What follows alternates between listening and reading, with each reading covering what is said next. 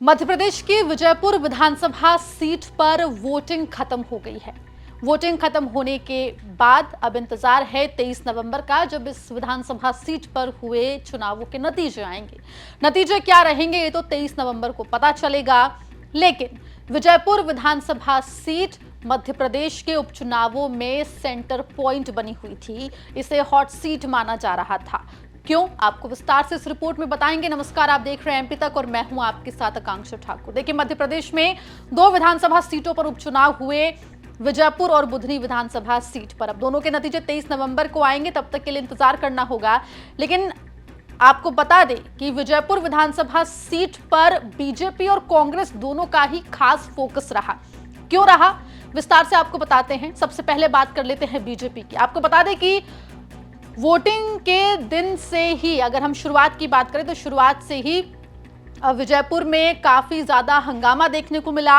अलग अलग polling booth से जो है अलग अलग खबरें आई। कांग्रेस ने बीजेपी प्रशासन, निर्वाचन आयोग को कई सारे आरोप लगाती हुई जो है कांग्रेस दिखाई दी। इस बीच आपको बता दें कि बीजेपी के दिग्गज नेता भी विजयपुर में डटे हुए दिखाई दिए। जहां एक तरफ मध्य प्रदेश बीजेपी अध्यक्ष वीडी शर्मा श्योपुर की बॉर्डर पर धरना देते हुए दिखाई दिए, वहीं ऐसा ही कुछ कांग्रेस में भी दिखाई दिया। हालांकि आपको बता दें कि रामनिवास रावत, जो कि बीजेपी के प्रत्याशी हैं, उन्हें वोट डालने के बाद डिटेन कर दिया गया था। उनको उनके घर में नजरबंद कर दिया गया था, लेकिन उसके बावजूद भी बीजेपी ने कोई कोर कसर नहीं छोड़ी, ना ही रामनिवास रावत ने कोई कोर कसर विजयपुर में छोड़ी। इसकी वजह यह कि 2023 के विधानसभा चुनावों में रामनिवास रावत कांग्रेस के टिकट पर चुनाव जीत कर आए थे।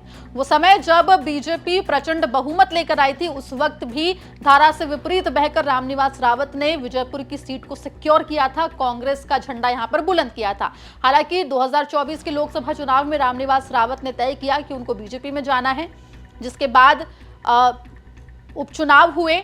उपचुनाव से पहले रामनिवास रावत को मोहन कैबिनेट में मंत्री पद दे दिया गया, उनको वन मंत्री बना दिया गया। इसके साथ ही अब रामनिवास रावत के लिए ये सीट पर दोबारा चुनाव जीतना उपचुनावों में बहुत महत्वपूर्ण हो जाता है, क्योंकि उनकी साख जो है वो दांव पर लगी हुई है। डॉक्टर मोहन यादव से लेकर वीडी शर्मा और तमाम बड़े नेता विजयपुर में अपना डेरा डाले हुए दिखाई दिए। चुनावी कैंपेन में किसी ने कोई कोर कसर नहीं छोड़ी। अब बात कर लेते हैं कांग्रेस की।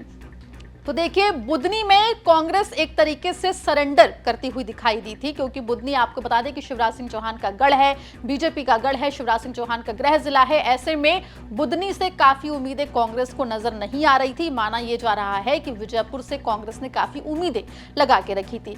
विजयपुर में कांग्रेस बिकाऊ वर्सेस टिकाऊ के मुद्दे के साथ भी चुनावों में उतरी। अगर मध्य प्रदेश कांग्रेस के आला चेहरों की बात करें तो प्रदेश अध्यक्ष जीतू पटवारी, विधायक जयवर्धन सिंह से लेकर नेता प्रतिपक्ष उमंग सिंघार हो या फिर दिग्विजय सिंह हो, सभी बड़े चेहरे विजयपुर में डेरा जमाए हुए दिखाई दिए। सभी ने यहां पर कई सभाएं की। मुकेश मल्होत्रा कांग्रेस से यहां से प्रत्याशी रहे। मुकेश मल्होत्रा को भी वोटिंग के तुरंत बाद डिटेन कर दिया गया था, उनको उनके घर पर नजरबंद कर दिया गया था। जीतू पटवारी ने विजयपुर जाने की कोशिश की, लेकिन प्रशासन ने धारा 144 का हवाला देकर उन्हें बॉर्डर पर ही रोक दिया, जिसके बाद जीतू पटवारी श्योपुर बॉर्डर पर ही धरना देते हुए दिखाई दिए। आपको बता दें कि 2 सीटों पर हुए उपचुनावों में विजयपुर से कांग्रेस को काफी उम्मीदें हैं, और कांग्रेस जो लंबे समय से मध्य प्रदेश के धरती पर कांग्रेस का वनवास चल रहा है, उसको तोड़ने की उम्मीद कर रही है। इसलिए कांग्रेस ने अपनी पूरी ताकत विजयपुर में लगा दी थी। हालांकि आपको ये भी बता दें हम कि विजयपुर में कांग्रेस आदिवासी वोट बैंक के सहारे इस चुनाव को जीतने की जुगत में लगी थी। ये देखना होगा कि आदिवासी वोट बैंक कितना कांग्रेस को मिला, मुकेश मल्होत्रा को कितने लोगों ने पसंद किया। लेकिन आपको बता दें कि मध्य प्रदेश की राजनीति में फिलहाल चर्चा है तो वो विजयपुर विधानसभा सीट की है, जहां पर उपचुनाव संपन्न हो गए हैं।